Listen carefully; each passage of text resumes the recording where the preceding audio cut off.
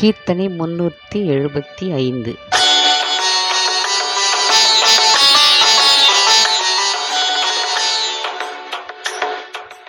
ஆதிய மகராஜனே, இந்த வேளையும் அடியனொடிடும் ஈசனே. ஆதிய மகராஜனே, இந்த வேளையும் அடியனொடிடும் ஈசனே.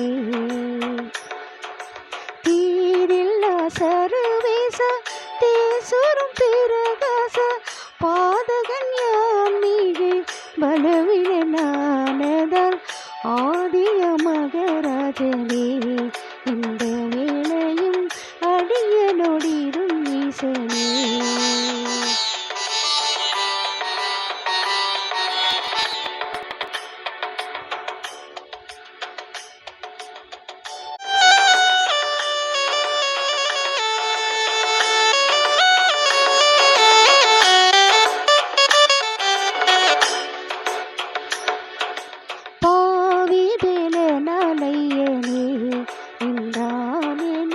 பகைவஜெய்ப்பானையனே,